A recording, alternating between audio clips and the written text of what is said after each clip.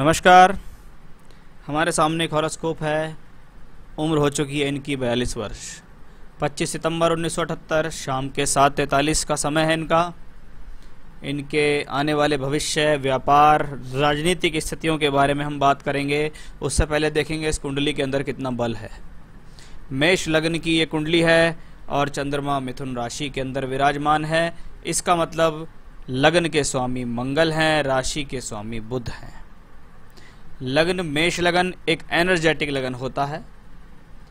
अग्नि तत्व राशि का लगन है, चर राशि का लगन है, यानी व्यक्ति स्वभाव में थोड़ा जल्दबाज, थोड़ा क्रोधी है, लेकिन मेहनत में कोई कसर नहीं। मेहनती पूरा है। मन करे तो पूरा खेत अकेला जोत दे, मन नहीं करे तो कोई इनसे कुछ नहीं करवा सकता। यानी मेहनत की परिकाष्ठा में देखें तो ये स्थिति अपने आप में बहुत बेहतर है। लगन का मालिक मंगल सप्तम भाव में बैठकर लगन को वापस दृष्टि देता है। आयु के लिए, स्वास्थ्य के लिए, मान सम्मान के लिए, अच्छे शरीर, अच्छे डिलडॉल के लिए ये कॉम्बिनेशन अच्छा माना जाता है।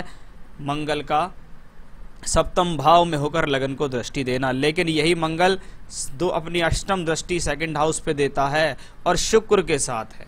यानी पत्नी के साथ वैचारिक मतभेद का ये कॉम्बिनेशन दिखता है। इसको कहते हैं आपसी मुंह भाषी, सिर्फ कोई बहुत बड़ा प्रॉब्लम नहीं, मुंह भाषी के तौर पे, क्योंकि आप स्वभाव से थोड़े से रूड भी हैं।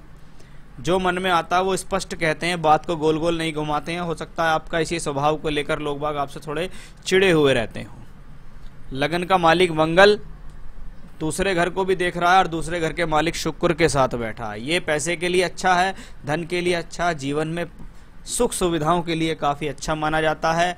वहीं व्यक्ति अपने जीवन में अपनी बोलचाल के बल पर, अपनी भाषा के बल पर, वाणी का इस्तेमाल करते हुए जीवन में तरक्की हासिल करता है।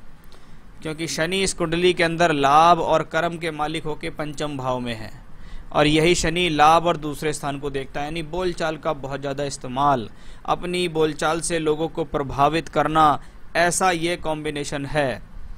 तो शनि की स्थिति अपने आप में यहाँ बेहतर है। एकादश का मालिक एकादश को देख रहा है, लाभ के लिए अच्छा है, सोर्स ऑफ इनकम के लिए अच्छा है। स्वतंत्र व्यवसाय करने की इच्छा रखने वाला भी ये चार्ट यहाँ साफ तौर पर दर्शित हो रहा है। तो शनि की स्थिति अपने आप में यहाँ ठीक है। इसको मैं खराब स्थिति नहीं कहूँगा कि यहाँ शनि राजयोग में है। केंद्र का मालिक त्रिकोण में बैठा हुआ है और सूर्य की राशि में है। सूर्य गया छठे घर में बुध राहु के साथ। अब सूर्य का छठे घर में जाना अपने आप कहीं ना कहीं एजुकेशन को डामाडोल करने में सक्षम है। किसी कारणवश एजुकेशन का पूरा ना होना, एजुकेशन का छूट जाना, एजुकेशन का रुक कर चलना, ऐसे कॉम्बिनेशन यहाँ सूर्य देता है। बाकी शत्रुओं पर आप हावी रहेंगे। बुध राहु भी आपका छठे घर में है, यानी लॉजिकल है, बुद्धि बहुत तेज चलती है, सोच विचार बहुत बढ़िया है, तर्क शक्ति अच्छी है। किसी से तर्क संगत बहस करके आप उसे पराजित भी कर सकते हैं, चाहे वो आपके साथ कंपेटिटर हो, चाहे आपके साथ शत्रु हो, कोई भी हो। इतना आसान नहीं है आपके ऊपर जीत हासिल करना। चंद्रमा जब मिथुन राशि के अंदर बैठे और चतुर्थेश होकर बैठे तो ये चंद्रमा अपनी दशा में स्थान परिवर्तन करा सकता है, यात्रा कराएगा, छोटी बड़ी यात्रा कराएगा, जन्म स्थान से दूर ले जाकर कहीं दूसरी जगह जाकर आप बस जाएंगे, ऐसा भी ये चंद्रमा देखता है। साथ ही साथ चंद्रमा जब वायु तत्व राशि में हो तो विचारों का आवागमन बड़ी स्पीड से होता है। कहीं ना कहीं व्यक्ति के मन में हमेशा उधेड़-बुन चलती रहती है, विचार आते जाते रहते हैं व्यक्ति के मन में। बृहस्पति जब 4 नंबर की राशि में बैठे तो उच्च का बृहस्पति चौथे घर में बैठा हुआ है।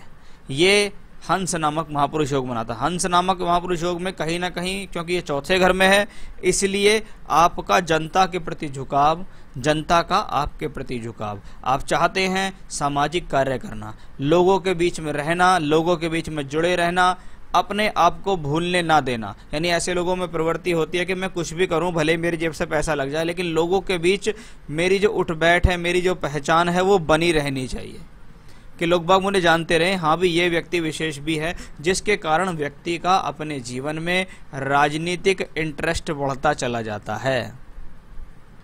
तो ये बृहस्पति के फल हैं। यहाँ भाग्येश होकर बृहस्पति सभी प्रकार के सुख साधन देना चाह रहा है। 12वें घर में केतु बृहस्पति से जब दृष्ट हो तो ये एक मोक्षकारी कॉम्बिनेशन भी कहलाता है। यानी व्यक्ति का ईश्वर के प्रति आस्था, ईश्वर के प्रति झुकाव, साधना आदि में मन लगना, पूजा पाठ आदि में मन लगना, दान धर्म के कार्य करना भी व्यक्ति के जीवन में काफ़ी हद तक जुड़ा रहेगा। तो ये तो एक ग्रहों की स्थितियां हैं जो मैंने आपके यहाँ कुंडली में देख के बताई। नवांश का राहु केतु एक्सेस में जाना और सप्तम भाव में उच्च का मंगल और दूसरे घर में शनि, यानी फिर से व्यक्ति मन से साफ है, गलत नहीं है, किसी भी तरीके से गलत नहीं है, लेकिन व्यक्ति का जो स्वभाव है वो थोड़ा आसानी से पचने वाला है नहीं, जिसके कारण लोगों को कभी कभी यही लगता है कि थोड़ा घमंडी है, रूड है, ऐसा है वैसा है। लेकिन आप अपनी जगह करेक्ट हैं, क्योंकि आप किसी भी बात को गोल मोल ना घुमाकर सीधा सीधा बोलने में ज़्यादा विश्वास रखते हैं। तो ये स्थिति भी अपने आप में काफ़ी ठीक है। थोड़ा प्रोफेशनल के चार्ट को देखूंगा।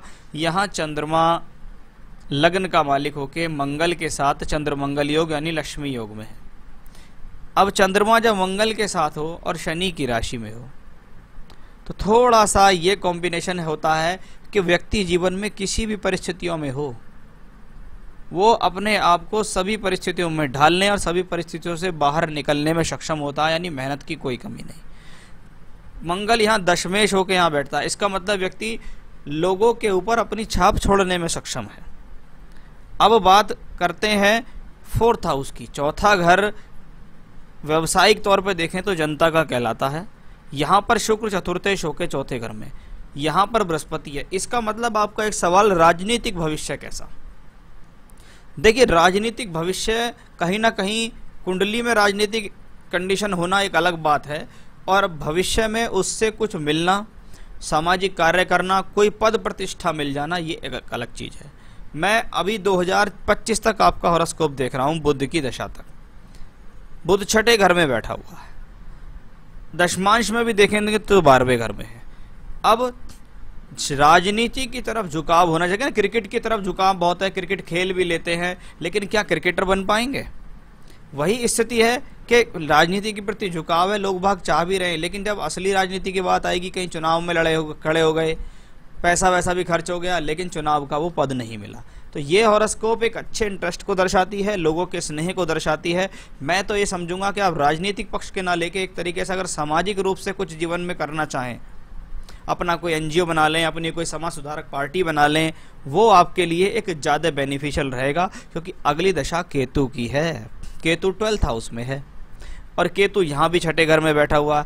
इसका मतलब ऐसे लोगों का राजनीतिक, प्योरली राजनीतिक भविष्य में नहीं कह सकता, लेकिन हाँ, जनता आपके पीछे है। ऐसी बात नहीं है कि लोग बाग आपकी बात नहीं मानेंगे, मानेंगे भी, स्वीकार भी करेंगे, लेकिन आप इसे राजनीतिक मोड़ ना देके एक सामाजिक मोड़ देंगे तो मेरे हिसाब से वो ज़्यादा बेहतर आपके लिए रहने वाला है। आय के साधन के बारे में बात करें, अभी बुध की दशा है। बुध यहाँ 6th हाउस में टूर कराता है, ट्रैवलिंग्स कराता है, यात्राएं कराता है, दूर स्थान से संपर्क जोड़ के जीवन में तरक्की कराता है। यहीं बुध आपको दशमांश में भी 12वें ही घर में मिलेगा। ये जीवन में दूर की यात्रा करा सकता है, विदेश यात्रा करा सकता है, हवाई यात्रा कराएगा। जितना आप अपने जन्म स्थान से दूर चलते चले जाएंगे, उतना ज़्यादा आपके जीवन में तरक्की होती चली जाएगी। चाहे आप टेलीफोन से जुड़ें, इंटरनेट के माध्यम से जुड़ें, ऑनलाइन जुड़ें, कम्युनिकेशंस के थ्रू जुड़ें, जितना दूर तक जुड़ना, दूर तक सप्लाई करना, यात्राएं करना, एमएनसीज कंपनियों के लिए काम करना, उनके साथ जुड़कर काम करना, ऐसे लोगों के लिए हमेशा फ़ायदेमंद रहेगा, अभी भी और आने वाली दशाओं में भी। तो ओवरऑल हॉरोस्कोप अपने आप में बेहतर है। अभी बुध में राहु चल रही है, बुध राहु 6th हाउस में है, थोड़ा बहुत हेल्थ इश्यूज आपको दे सकते हैं, बाकी शत्रु पक्ष पे आप हावी रहेंगे, इसमें कोई संदेह नहीं है। जब बुध राहु यहाँ छठे घर में हो या 12वें में हो तो व्यक्ति ऐसे समय में जून 2021 तक खर्च को लेकर परेशान रहता है। इसको कहते हैं आमदनी ठीक है, सब चल रहा, लेकिन खर्च नहीं रुक पा रहा। किसी ना किसी कारण से खर्च ऐसा होता चला जा रहा है कि कभी कोई मोटा खर्च आ रहा है, कभी कोई परेशानी आ रही है, ना चाहते हुए भी प्रॉब्लम्स हो रही हैं।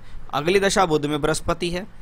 कहाँ है बुध? 12वें घर में, बृहस्पति भी 12वें घर। जब इतना ज़्यादा 12th हाउस का कनेक्शन किसी हॉरोस्कोप में आता है, मैंने बहुत देखा है लोगों को, लोग बाग अपने जीवन में डायरेक्ट विदेश से संपर्क साधते हैं या दूर स्थानों से संपर्क साध कर अपने जीवन में कोई बहुत बढ़िया तरक्की प्राप्त कर लेते हैं। तो आने वाली सारी दशाएं कहीं ना कहीं प्रोफेशनली तो खास तौर पे आपको दूर जगह से जोड़ रही हैं।